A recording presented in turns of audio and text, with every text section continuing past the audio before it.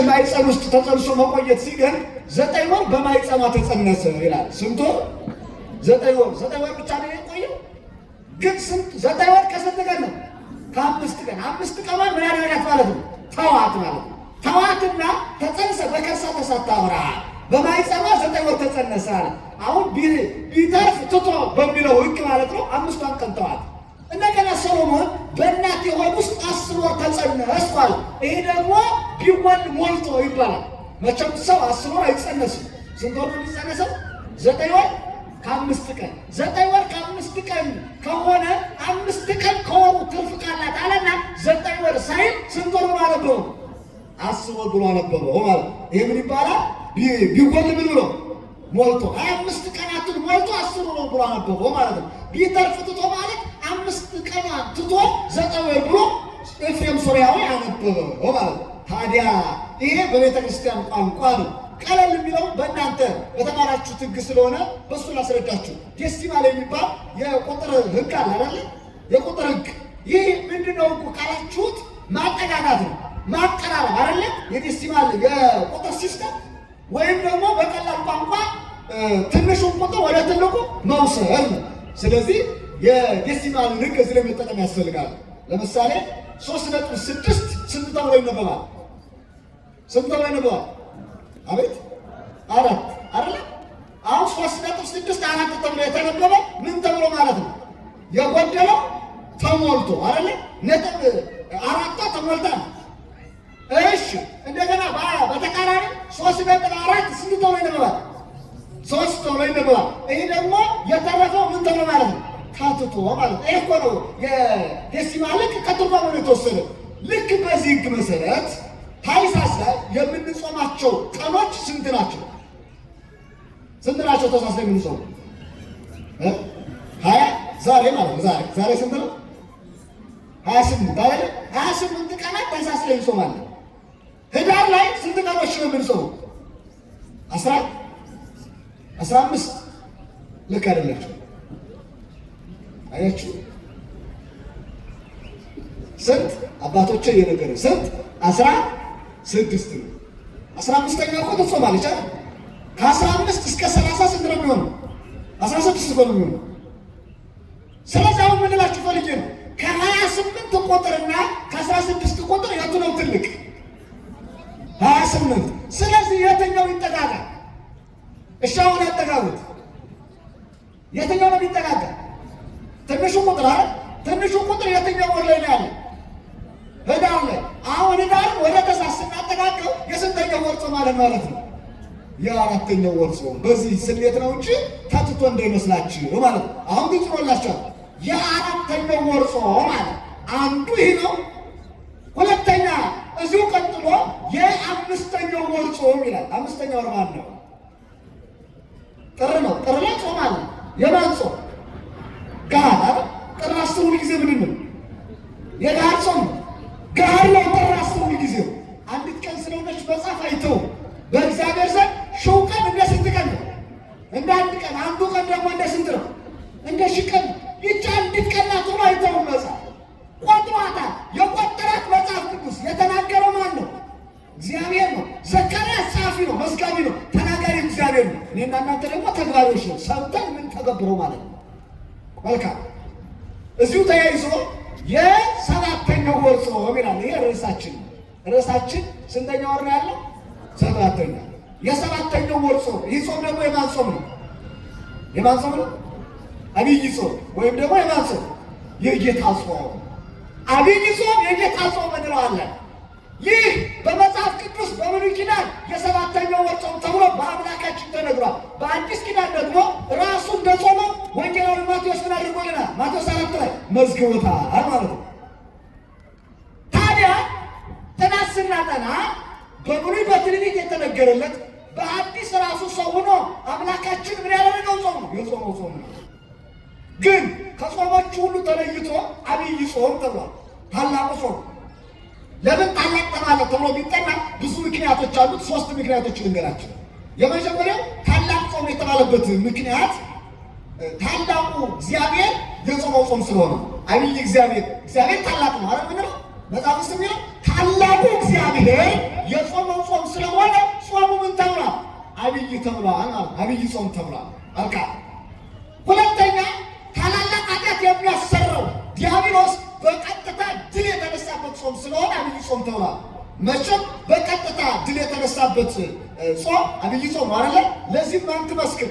ቆሮንቶስ ትመስክር አይደል? አባቶች ቆሮንቶስ ምስክር ናት። ሰይጣን ድል የተነሳው በአብይ ጾም እንደሆነ በቆሮንቶስ ታሪክ ላይ ተመዝግቦ እናገኘዋለን። ገዳማት አንዳንድ ምስክሮች ናቸው እኮ ሰይጣን ድል እንደሚነሳ ይመሰክራሉ። ቆሮንቶስ ክርስቶስ የጸለየባት ገዳም ናት። ታዲያም በቆሮንቶስ ሰይጣን ድል እንደተነሳ ክርስቶስ እንደጾመ መጻሕፍት ስለሚነግሩን ቆሮንቶስ ምስክራችን ናት ማለት ነው። አብይ ጾም የተባለው ለዚህ ነው። በሶስተኛ ደረጃ ከአጽዋማት ሁሉ በቀኖቹ የሚበልጠው ጾም የቱ ጾም ነው? አብይ ጾም ነው። ስለዚህ በቀኖቹ ስለሚበልጥ ምን ተብሏል ማለት ነው? አብይ ጾም ተብሏል። ስንት ምክንያቶችን ነገርኳቸው? 3 ምክንያቶች አይደል? ከዚህ በላይ ብዙ ምክንያቶች አሉ፣ ግን ሰዓታችሁን መግደል አልፈልግም። ነጥቦችን እንድትይዙ ነው የምፈልገው። ታዲያ ከሰባቱ አጽዋማት መካከል አሁን ስንቱን ነገርኳችሁ? 3 አይደል? አንደኛ የስንተኛው ወር ጾም? ሁሉም ሰው እኩል መስማት አለበት ብያቸዋል። አንደኛ የስንት? የ4። ሁለተኛ የ5ኛው፣ ሶስተኛ የ7ኛው ወር ጾም። ይህ 7ኛው ወር መጋቢት አሁን ያለንበት ወር ነው ማለት ነው። ጾሙም ነው ወሩም ነው። ለዚህ ነው ርዕሳ ያነሳው። መጋቢትን ካጠናችሁት መጋቢት አስገራሚ ወር ነው። የስሙ ትርጓሜ መገበ ሾመ ይልና የተሾመ ወር ማለት ነው። መጋቢት የወሮቹ ሁሉ ምንድን ነው? ሹም የተሾመ ወር ነው። ወርሃ መጋቢት እንዴት ተሾመ ብላችሁ ካጠናችሁ ይህ ወር በሌላ አገላለጽ ምስጢረ ሥጋዌ የተገለጸበት የተተነተነበት ፍጥረት የተፈጠረበት ወር በመባል ይታወቃል። አምላካችን እግዚአብሔር ዓለምን የፈጠረው መጋቢት ስንት ነው? መጋቢት 29። መጋቢት 29 ዓለም ተፈጥሯ። የፈጠረውን ዓለም ለማዳን ሰው ሆኖ የተጸነሰው ደግሞ ዓለምን በፈጠረበት ቀን መጋቢት ስንት ነው? 29 ነው። ሁለተኛ ሶስተኛ በዚህ በወርሃ መጋቢት የፈጠረውን ዓለም ለማዳን ትናንትና መጋቢት 27 ምን ተብሏል? ተሰቅሏል ማለት ነው። አያችሁ። በአራተኛ ደረጃ በድንግል ማርያም ማኅፀን በተጸነሰበት ዕለት ከመቃብር ማኅፀን የወጣበት ዕለት ነው መጋቢት 29። አዎ ክርስቶስ ከመቃብር ማኅፀን ወጥቷል። ተነስቷል እያልኳችሁ ነው። ከድንግል ማርያም ማኅፀን በተጸነሰበት ዕለት በማኅፀነ ማርያም በተወሰነበት ዕለት ከተወሰነበት ከመቃብር ምን ብሏል? ወጥቷል። ስለዚህ መጋቢት 29 ቀን ምንድን ነው እያልኳችሁ ነው? ጥንተ ትንሣኤ ነው። መጋቢት 29 3 ነገሮች ተከናውኖባታል። 1 ዓለም ተፈጥሮባታል። 2 ክርስቶስ ከድንግል ማርያም ማኅፀን ሰው ሆኖ ተጸንሶባታል። 3 ሞትን ድል አድርጎ ምን ሆኖባታል? ተነስቶባታል። 4 እንደገና ዓለምን የሚያሳልፍ መቼ ነው? መቼ ነው አባታችን? መጋቢት 29 ነው አይደል? መጋቢት 29 ዓለም ያልፋል። ዘመኑ ዘመነ ዮሐንስ ነው። ሰዓቱ ሌሊት ነው። ግን መጋቢት 29 ሲባል ምናልባት ነገ እንዳይመስላችሁ ነገ 29 አይደለም፣ ቀኑ እሑድ አይደለም አትበሉ። ይዘርቻው አልፏል ማለት ነው። ዓለምን በፈጠረበት ዕለት መልሶ ይወስደዋል። እናንተ ከአዲስ አበባ በመጣችሁበት መንገድ ተመልሳችሁ ትሄዳላችሁ አይደል? በሃይዌዩ ነው የመጣችሁት፣ በሃይዌዩ ትመለሳላችሁ። ዓለምን በመጣበት ዕለት ተመልሶ ይሄዳል። ዓለምን የሚወስደው በፈጠረበት ዕለት መጋቢት 29 ቀን የተፈጠረውን ዓለም መጋቢት 29 ቀን ምን ያደርገዋል? ያሳልፈዋል ማለት እና ይቺ መጋቢት በጣም ካጠናችኋት ከወሮች ሁሉ የተሾመች ወር ናት ማለት ነው። ግን አሁን ስለ ጾም ስለሆነ ትናንትና ምናልባት እዚህ ተክለ ሃይማኖት ነው ያመሸሁት። ስለ መድኃኒዓለም በስፋት የነበራችሁ ሰዎች ካላችሁ ስንማማር ነበረ። አጋጣሚ ግን ይህም መድኃኒዓለም ስለነበረ እዚህ ነው ብዙዎቻችሁ ታውሹ ብዬ አስባለሁ። በእርግጥ ቅርብ ስለሆነ ሰው ሊነጋገርም ይችላል። ወደዛ ብዙ አልገባም። ስለ መድኃኒዓለም ስለ መከራው ስለ ሞቱ አልገባም። አሁን ዋናው ዓላማው አጽዋማቱን በጥልቀት መጽሐፍ ቅዱሳዊ ይዘታቸውን ተረድተን 7ቱን አጽዋማት እንድንጾም በጥልቀት ማስረዳት ነው የዛሬው የትምህርት ዓላማ። ስለዚህ ከ7ቱ አጽዋማት ስንቱን አግኝተናል? አሁን ስንቱን አገኛች? 3ቱን። ቀጥሎ የ10ኛው ወር ጾም ይላል መጽሐፍ ቅዱስ። የስንተኛው ወር ጾም? 10ኛው። አንቀሳቅስም እኮ 10ኛው ወር ላይ 2 ጾሞችን እንጾማለን። 10ኛው ወር ሰኔ ነው አይደለ? ሰኔ ላይ የሐዋርያትን ጾም እንጾማለን። 2 የሰኔ ጾም ሰኞ ቀን ገብቶ እዚያው ተያይዞ ረቡዕ ላይ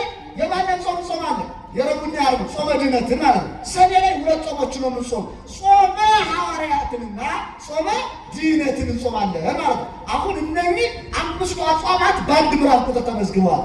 እነኛ አለ ለቤተ እስራኤል የክብርና የደስታ ይሆኑላቸዋል። ይህንን እውነት ግን ውደዱታል። እውነት የተባለው ምንድን ነው? ጾም ነው። ማነው እንደዚህ አለ? እግዚአብሔር። አስተውሉ። በቀላል ቋንቋ ላንብላችሁ።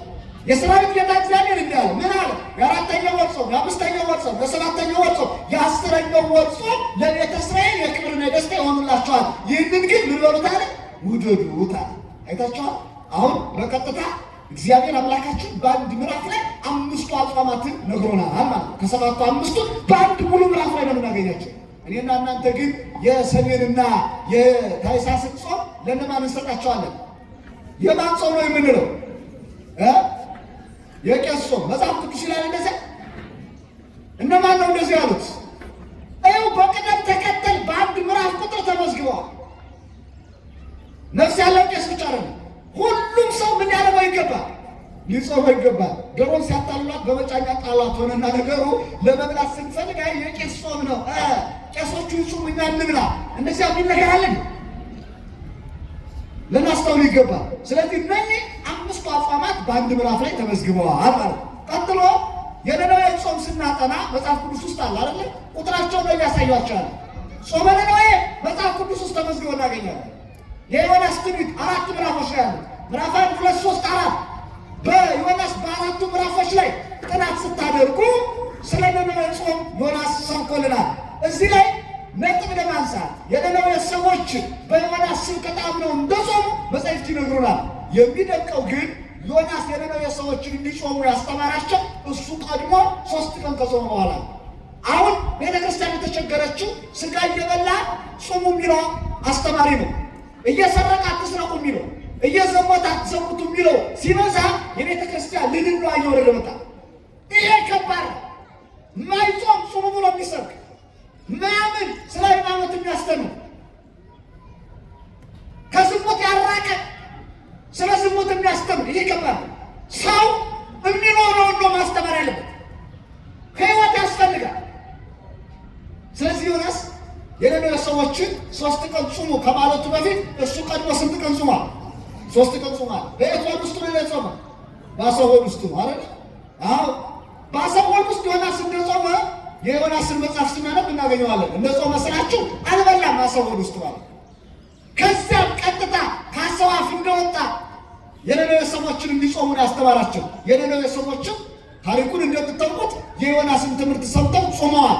እዚህ ላይ አሁን የነነዌን ታሪክ ያነሳሁት ቁጥሩ እንድታውቁትና በጣም የሚገርማችሁ በነነዌ የአዋጅ ጾም ሰዎች ብቻ ነው የሚጾሙት። እንስሳቱ አራዊቱ ሳይቀር ጾመዋል። አልጾሙትም? እንስሳት አሁን እንስሳት አይጸድቁም፣ አይኮነኑም። የነነዌ ላሞች፣ የነነዌ ቦሶች፣ የነነዌ ውሾች ይህን ጾም ጾመውታል። ጾሙም በሀገሪቱ የተሰየመ ከሰው እስከ እንስሳ፣ ከእንስሳ እስከ አውሬ የጾመው ጾም ስለሆነ ውሾቹ ቤት ታስረው 3 ቀን ምግብ እንዳይበሉ ተከልክለዋል አይደል? እንስሳቱ ከቤት ታስረው፣ እንቦሶቹ ከቤት ታስረው የላሞቹ የእናቶቻቸው ጡት እንዳይጠቡ ምን ብለዋል? ተከልክለዋል። ከ3 ቀን በኋላ ነው ሁሉም ወደ ምግብ የመጣ። ለዚህም በመጾማቸው ከሞት ድነዋል። አሁን ጾምን የሚቃወሙ ሰዎች፣ ጾም አያስፈልጉም የሚሉ ሰዎች ከነነዌ እንስሳት ያነሱ ናቸው። የነነዌ እንስሳት ከጾሙ፣ የነነዌ ውሾች ከጾሙ ለምንድን ነው የዛሬ ሰዎች የማይጾሙ? ለማይጸድቁት ለማይኮነኑት እኮ ነው። የእሳት መቅሰፍት እንዳይቀስፋቸው፣ ለሰው የመጣው ኃጢአት አብሮ እንዳያጠፋቸው እንስሳቱ ሳይቀር ጾመዋል። ስለዚህ በአጭሩ መጽሐፍ ቅዱሳዊ ጾም ነው እያልኳችሁ ነው። 7ኛ ሐዋርያት የጾሙት ጾመ ፍልሰታ አይደለም? የፍልሰታን ጾም ሐዋርያት ነው የጾሙ። ጾመ ሐዋርያት እንለዋለን። ሐዋርያት እንደ ጾሙ እንደጸለዩ መጽሐፍ ቅዱስ ይናገራል። ይህንንም በፈሪሳውያን ጥያቄ ላንሳ። ፈሪሳውያን ኢየሱስ ክርስቶስ ምን አሉ? ደቀ መዛሙርት ለምንድን ነው የማይጾሙ ብለው ጠየቁታል። ሲጠይቁት ምንድን ነው ያላቸው? ሙሽራው ከእነርሱ ጋር ሳለ ሚዜዎቹ ምን አይሉ? አይጾሙም። ሙሽራው ከእነርሱ የሚወሰድበት ጊዜ ይመጣል፣ ሚዜዎቹ ኋላ ምን ይላሉ አላቸው? ይጾማሉ አላቸው። አሁን ሙሽራው ማን ነው? ክርስቶስ። ሚዜዎቹ ሐዋርያት ናቸው። እኔ ጾሜላቸዋለሁ አይጾሙም ብሏል። እዚህ ላይ ጌታ ጾሞልናል አልጾሙም የሚሉ ሰዎች ለምን እዚያ ይማሩ? ኋላ ይጾማሉ አለ። እውነት ነው። ክርስቶስ ሞተ፣ ተሰቀለ፣ ተነሳ፣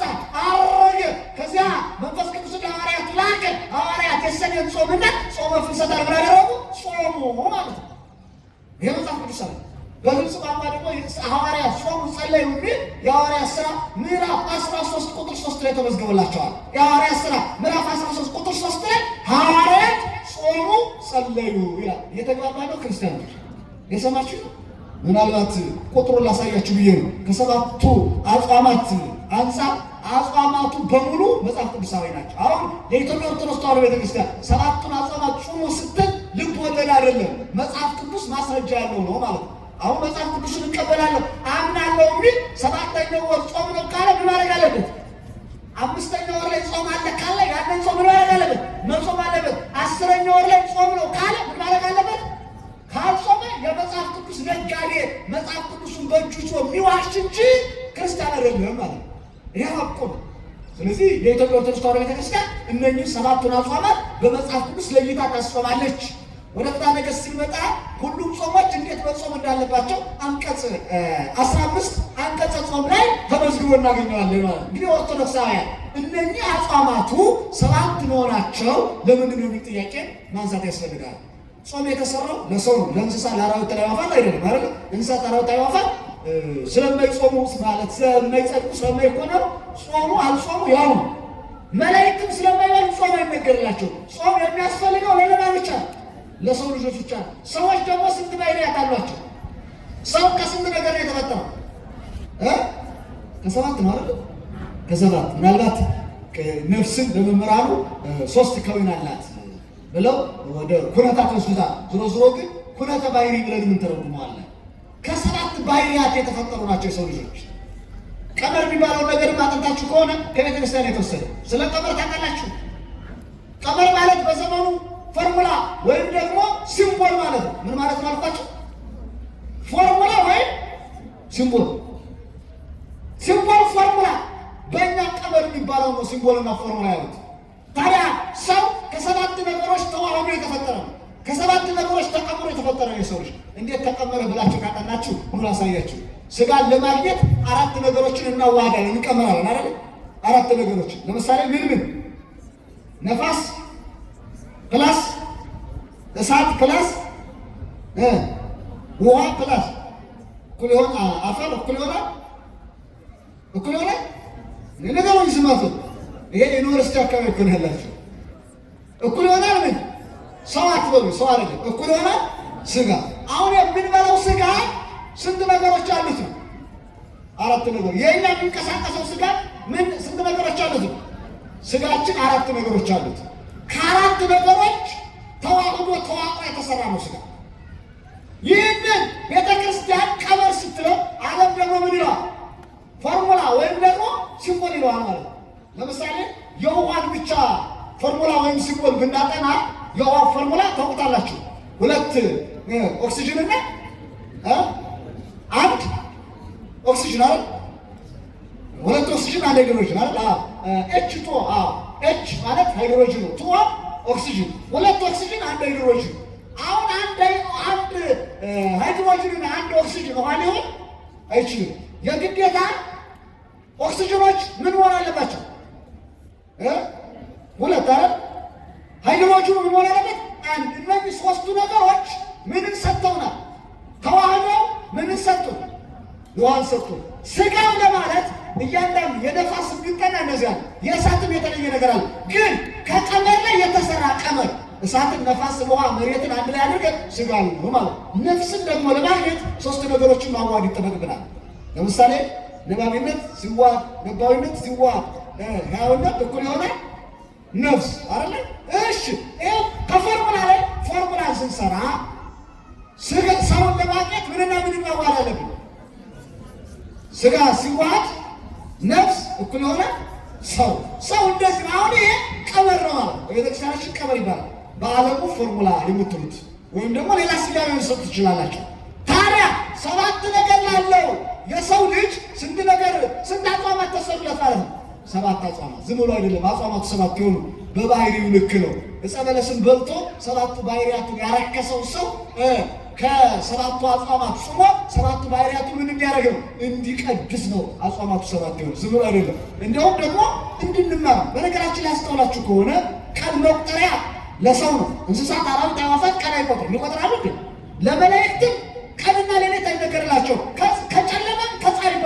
መላእክት ራሱ ነው። ግን ቀን የሚቆጥር የሰው ልጅ ነው። ዕለታቱ 7 የሆኑት እኮ ለሰው ልጅ መቁጠሪያ ይመቹ ዘንድ ነው። ቀኖች 7 ናቸው። ከቀኖች እንድንማር የምንቆጥረው በ7 ዕለታት 7 ባህሪያት ያለ የሰው ልጆች መሆናችን አውቀን እንድንረዳ እኮ ነው። ከቀኖች መማር ሰማያት ራሱ 7 ናቸው። የሰው ልጅ አገሩ በሰማይ ነው። ምድር ተፈርዶበት የቅጣት ቦታ ሆና የተሰጠችው ናት። አዳም ዕፀ በለስን ሲበላ ፍርደኛ ሆኖ ወደ ምድር የመጣ አንድ ወንጀለኛ ሰው ወንጀል ሰርተሃል ተብሎ ሲፈረድበት የት ነው የሚወርደው? ወይን ቤት ይወርዳል አይደል? አዳም እኮ በደለኛ ሲሆን ኃጢአት ሲሰራ ተፈርዶበት ፍርደኛ ሆኖ የመጣባት ናት ይህች ምድር። ለዚህ ምድረ ፈይድ አይደል ብለናል። ምድረ ፈይድ የፍርደኞቹ መኖሪያ ናት። እኔና እናንተ በምድር ለዘላለም አንኖርም። ሀገራችን በየት ነው? ሀገራችን በየት ነው? ይህን ታምናላችሁ? ታዲያ ሀገራችን በሰማይ ነው ካልን አንተ እንዲህ ነህ አንተ እንዲህ ነህ እያልን በስር የምንከፋፈለው በምድር አስተሳሰብ፣ በምድር ቋንቋ፣ በምድር ገጽታ የምንጣለው ምድራዊ እውነት ልንኖር ነው እንደኛ የተፈጠረ? ይህን ማሰብ ያስፈልጋል። ሀገራችን በሰማይ ነው። 7ቱ ሰማያት እኛ እንድንማርባቸው ናቸው። 7 ባህሪ ያለው የሰው ልጅ ከ7ቱ ሰማያት መማር አለበት፣ መማር አለበት ማለት እየተማራችሁ ጥሩ መልካም። እስቲ ጠይቃችሁ እንደደግማችሁ የሬሳ ሳጥን እየሸጠ ሰው ስላጣው ጸልዩልኝ ቢላችሁ ምንድን ነው ብላችሁ ትመልሱለት? ሰምታችሁኛል? ጥያቄ የሬሳ ሳጥን እየሸጠ ይተዳደራል አይደለ? ስራ ከጠፋበት ስራ አጣው ቢሎ ቢነግራችሁ ስራ አጥቻለሁ ጸልዩልኝ ቢላችሁ ምንድን ነው ብላችሁ ትመልሱለት? ምንድን ነው የምትሉት? ንገሩኝ እንጂ አታወንኩም። የጠየኳችሁ እኔ ነኝ አይደል? ምን አድርገው ነው የምትሉት? የሬሳ ሳጥን እየሸጠ የሚተዳደር ሰው ስራ አጣ ማለት ምን የለም ማለት ነው? ሟች የለም ማለት። አሁን የሰው ሲጸልይ ምን ብሎ ነው የሚጸልይ? ምን ብሎ ነው የሚጸልይ? ሰው ይቻል ለታለሽ ክፉና ተባከች ሰው ግደልልኝ። ያንዱ ሞት ለሌላው ምግብ ነው ማለት እኮ ነው። ዓለም አስቸጋሪ ነው። ስራ ቀይር እንዳንለው በምን እንቀበላለን? ለኛ በራሱ መቀበሪያ ያስፈልጋል። ይቻላል ሴረኛ በደንብ ካጣናቸዋት ማለት ነው። ለሞተው ሰው በአሽሙር በነጭ ልብስ ከፍራ ትቀብራለች። በቁም ያለውን ደግሞ ጥቆ ታነሳለች። እንዴት ያለች አሽሙረኛ ናት! ሬሳ ሁሉም ሬሳ ምንድን ነው የሚለብሰው? ነጭ ነው የሚለብሰው አይደል? አሁን ለእርሱ እንዴት ነጭ አለበሱት? አፈር ለሚሆነው ነጭ አለብሱታል። ቁሞ ለሚንቀሳቀሰው ምን እንዲለብስ ስራ ሰሩለት? ጥቁር እንዲለብስ። ልቅሶ ቤት የሄደ ሰው ነጭ የለበሰ ታሻቃላችሁ? ልቅሶ ቤት ለቀስተኛው ምን ይለብሳል? ጥቁር። ተቀባሪው ምን ይለብሳል? ነጭ። አያችሁ ሴራዋ አጥንታችኋል። ብቻችን አለማጥናት ሴረኛ ናት። የሚገርማችሁ ይህ ብቻ አይደለም። ለዚች ዓለም እየሰጣችሁና እየተቀበላችሁ ነው የምትኖሩ። ወይም እናንተ በሁለት መንገድ እየተቀበሏችሁ ይኖራሉ። ዓለም ከባድ ስለሆነች እንደውም አንድ ነገር ልንገራችሁ። ለምሳሌ አሁን ሲመሽ ማጅራቶች ሀንግ የሚያደርጉ የሚባሉ አሉ አይደለ? በቢላ የሚወጉ አይደለ? በቢላ የሚወጉት ሲመሽ ማታ የሰውን ሆድ ይቀዳሉ። ሆዱን የሚቀዱት ምኑን ሊወስዱበት ነው? ገንዘብ ሊወስዱበት ነው? የለም በዚህ ዱርዬ የለም እዚህ ሀገር ሲመሽ ጨለማ እንደገና ደግሞ ሰውን የሚወጋ እኩሎቹ ጨለማ እንደገና አድርገው የሰውን ሆድ ቀደው ምኑን ይወስዱበታል? ገንዘቡን ይወስዱበታል። ይህ ታማሚ ደግሞ ወደ ዶክተሩ ሂዶ ዶክተሩ ደግሞ ሰፍቶ ይቀበለዋል።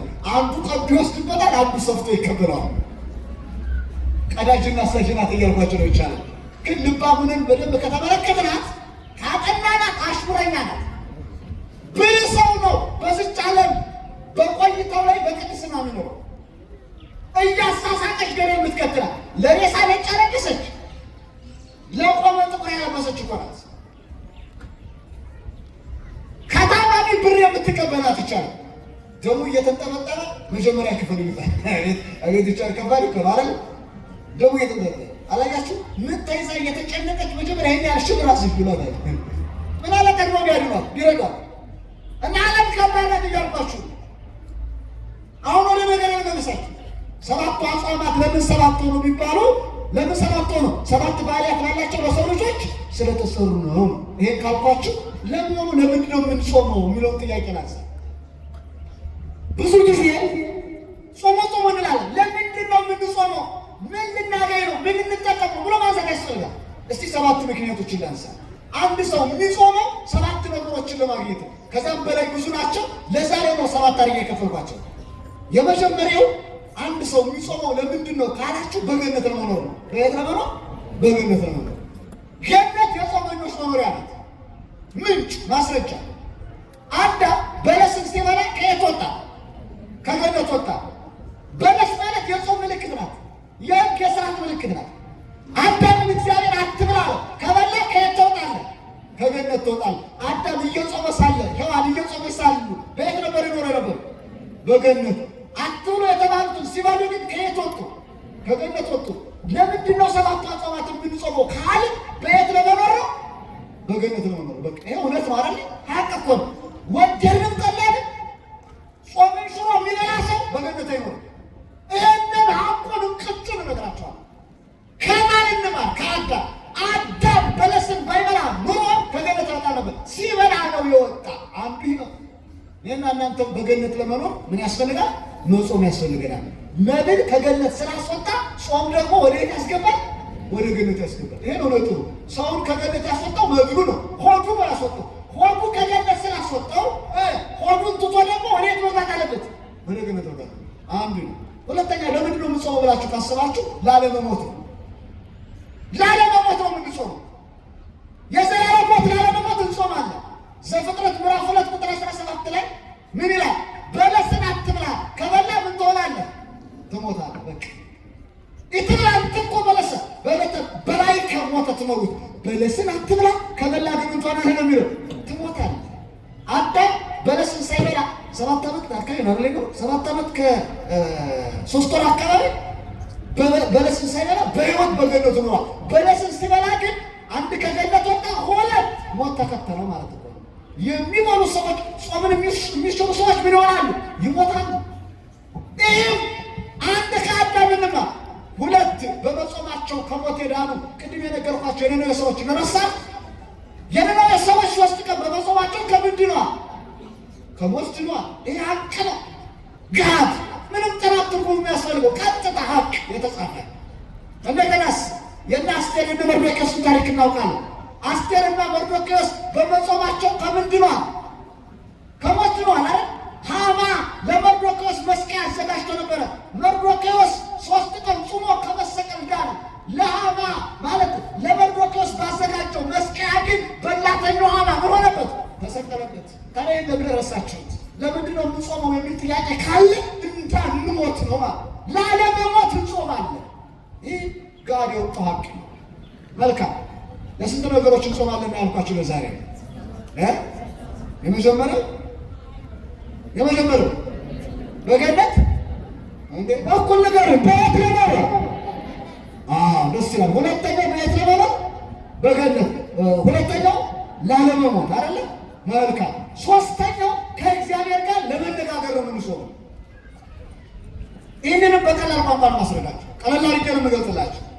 እግዚአብሔር አዳምን አትብላ ብሎ አናገረው። አትብላ ብሎ ያናገረው ማን ነው? እግዚአብሔር። እሺ ብላ ብሎ ያናገረው ደግሞ ማን ነው? ሰይጣን። ጾምን ሽሮ የሚበላ ሰው ከማን ጋር ነው የሚነጋገረው?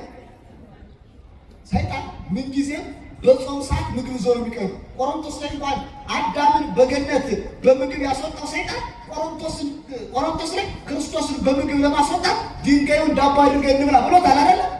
ተመልከቱ፣ ፈታኝ ነው ሰይጣን። ስለዚህ የሚበላ ሰው ጾምን የሚሽር ሰው ከሰይጣን ጋር ነው ንግግሩ። የሚጾም ሰው ግን ንግግሩ ከማን ጋር ነው? ተሳሳት እንዴ? አይደለም፣ እውነት ነው። አዳምን አትብላ ብሎ ያናገረው ሰይጣን አይደለም። አትብላ ብሎ ያናገረው ማን ነው? እግዚአብሔር ነው። ብላ ያለውስ ሰይጣን። አሁን አብይ ጾምን ሽረው የሚበሉ ሰዎች ከማን ጋር ነው የተነጋገሩ ያሉት? ጠጋ ብሎ ምን ችግር አለው? ምን ሰዓት ላይ ደርሰው ችግር የለውም ጣጣ የለውም ብላ የሚልህ ማን ነው? ጣጣ አለው እንጂ ችግር አለው እንጂ ከገነት ያስወጣል ይገላል እንዴ። ስለዚህ እንቅጩን አውቀን መጾም ያስፈልጋል። ብሉ ብሉ ማን ይላል? ጾሞ ማን ይላል? እግዚአብሔር። ጾሞ ጾምን ያስተማረ ራሱ ነውና። መልካም። በአራተኛ ደረጃ የሚጾም ሰው በረከት ያገኛል። ምን ያገኛል? በረከት ያገኛል።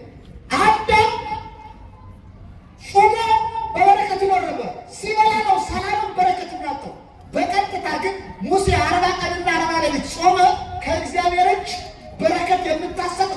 ጽዮንን ተቀብሏል። በጾም ወበጸሎት ተመጠው ሙሴ ኦሪት አይደል? እስከ በጾም ወበጸሎት በጾምና በጸሎት ሙሴ 10ቱ ትእዛዛት የተጻፉበት ታቦተ ጽዮን ምን አደረገ? ተቀበለ አይደል?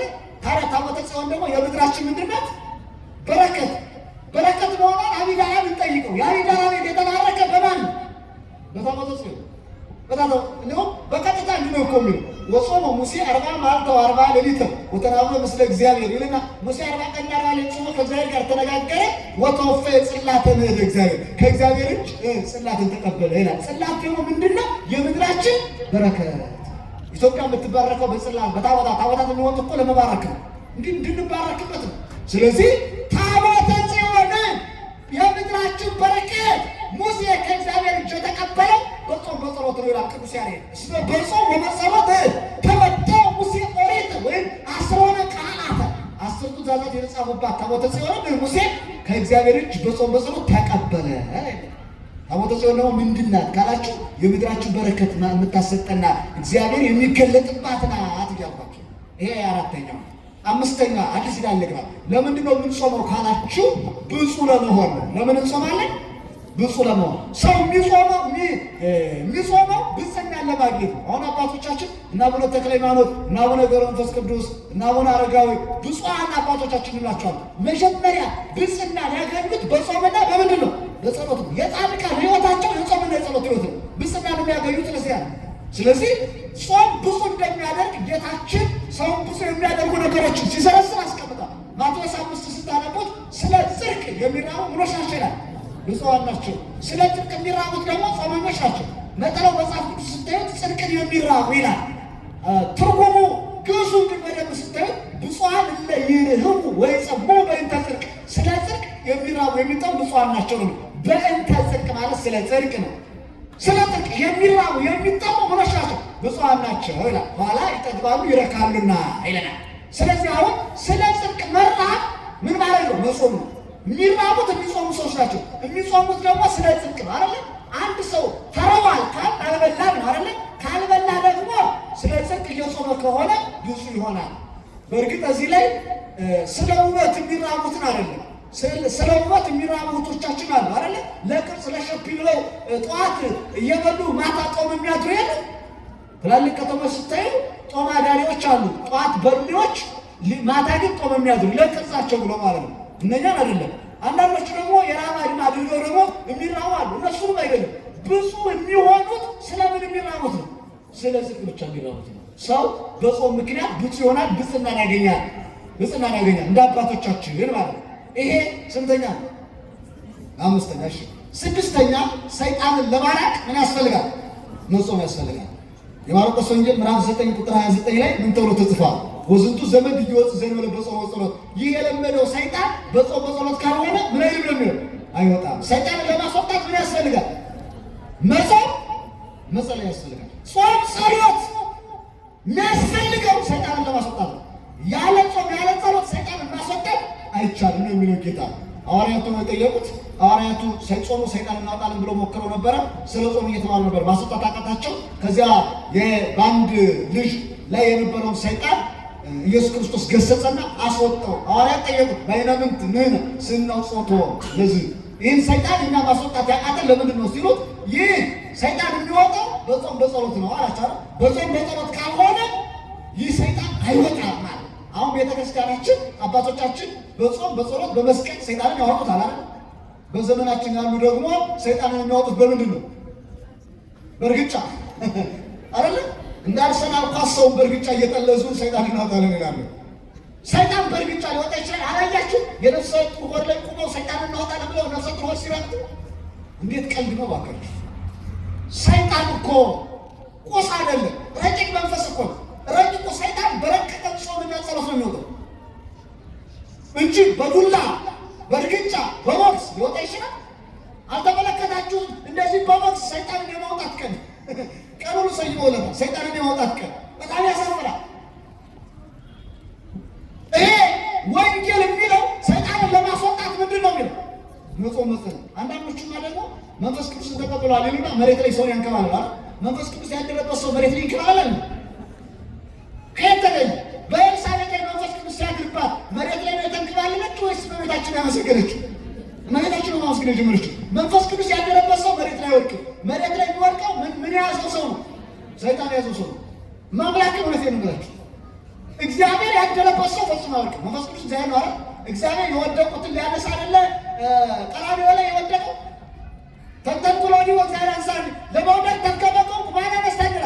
እግዚአብሔር ይገድፎም እግዚአብሔር ለሱ ነው የሚል እግዚአብሔር ህዝቡን አይጥላቸው ነው እንጂ ህዝቡን ይጥላል እንዴ? የሚጥል ሰይጣን አዳምን ከገነት ወደ ምድረ ፈይዳ አሽቀንጥሮ የጣለው ወደ ወደቀበት የጎተተው ሰይጣን ራሱ መጀመሪያ የወደቀ ነው። ወደ ወደቀበት እኮ ነው አዳምን መልሶ የጎተተው። እሱ ከሰማይ ወደ ምድር ወደቀ አይደል? ሰይጣን አዳምን ይዞት ወደቀ፣ ከገነት ይዞት ወረደ። ሰይጣን ነው የሚጥለው፣ መንፈስ ቅዱስ አይጥልም፣ ያነሳል እንጂ። በታሪክ ስታጠኑ በነቢያትም በሐዋርያትም በመጻሕፍተ ሊቃውንትም ስታጠኑ መንፈስ ቅዱስ የጣለው ሰው የለም፣ ያነሳው እንጂ። የወደቀ ያነሳል እንጂ የቆመ አይጥልም። የቆመ የሚጥል ሰውን የሚያሳፍር የሚያዋርድ ልብሱን ጥሎ ዕቃውን ጥሎ እንዲያብድ የሚያደርግ እርሱ ማን ነው? ሰይጣን። ታዲያ በዘመናችን ያሉ ሰዎች መንፈስ ቅዱስን ተሞልተዋል ይሉና በካልቾ ሲሉት መሬት ላይ ወድቆ ይንከባለላል፣ ልብሱን ይቀዳል። ታዲያ ሰይጣን አይደል እንደዚህ የሚያደርገው? አትሸወዱ ኦርቶዶክሳውያን። በምንም ይሁን በምን ይህች ቤተክርስቲያን የማስተዳደር ችግር ሊኖርባት ይችላል። የኢትዮጵያ ኦርቶዶክስ ተዋሕዶ ቤተክርስቲያን ማለት ግን የሃይማኖት፣ የስራ፣ የባህል፣ የትውፊት ግን አንድም መንቀድ የለባት። አንድም ማናጅመንት ደግሞ ይስተካከላል አይደለ? ማናጅመንት እንደ ሰው ጥበብ የሚስተካከል ነው። ቀኖናዋና ዶግማዋ ግን አንድም መንቀድ የለበትም። አንድም የተጠና የተረጋገጠ ነው። ከሃይማኖታችሁ ፈቀቅ እንዳትሉ።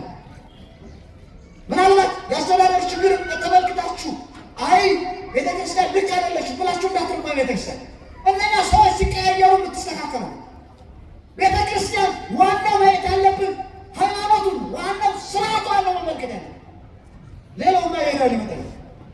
ስለዚህ አንድም የእምነት ስህተት የለባትም፣ ችግር የለባትም ቤተክርስቲያኒቱ እንጂ የሃይማኖት ችግር የለባትም። የተጻፈው በሙሉ ሰነድ ያለው ማስረጃ ማረጋገጫ ያለው ነው። ይህንን አሁን ያስፈልጋል። መልካም። ስለዚህ አሁን ስንተኛ ላይ ነው ያለው? ሰይጣንን ለማውጣት ምን ማድረግ ያስፈልጋል? አልኳችሁ፣ መጾም። ክርስቶስ ሰይጣንን ያረቀው በቆሮንቶስ ምን ብሎ ነው? ጾሞ ነው። በቃ ይሄ አብነታችን ነው። የመጨረሻ ምን ማድረግ ያስፈልጋል ብለን ካጠና እኔና እናንተ ኃጢአታችን እንዲደመሰስልን መጾም ያስፈልጋል። ምን ጾሙ ኃጢአታችን እንዲደመሰስልን ነው። ጾም ኃጢአት ምን ያደርጋል? ይደመስሳል። ምንድን ነው የሚለው መጽሐፍ? እስመ በጾም ወበጸሎት ይሰረይ ኩሉ ኃጢአት። ጸመድጓ ቅዱስ ያሬድ በጾም በጸሎት ኃጢአት ሁሉ ምን ይላል? ይደመስሳል። እኔና እናንተ ስንጾም ኃጢአታችን ምን ይሆንልናል? ይደመስስልናል። ለምሳሌ አንድ ሰው ኃጢአት ሰርቶ ንስሐ ሲገባ ምን በለው የሚባለው? የነፍስ አባቱ ንስሐ የሚሰጡት ምን በለው ብለው ጾም አይደለም፣ ጸልይ፣ መጹም፣ ስገድ አይደለም። በቃ ከጾም ጋር ደግሞ ጸሎት፣ ስግደት ተያያዥ ናቸው። የጸሎት እናት ጾም ናት አይደለ? ጾም የጸሎት መጾም እና ለጸሎት አይደለ? የጸሎት እናት። ይህንን ማሰብ ያስፈልጋል። ስለዚህ እነኚህ ሰባቱ ነገሮችን ለእንድናገኝ እንጾማለን። ከዚህም በላይ ያለው ሌላ ከሰዓት አንጻር ኦርቶዶክሳውያን ይህን መርዳት ያስፈልጋል። ሌላው በጾም ጊዜ ስጋና ቅቤ መብላት አይቻልም። ይህን ብዬ የመጨረሻ ሀሳቤ ነው። በጾም ጊዜ ስጋና ቅቤ ምን አይቻልም? መብላት አይቻልም።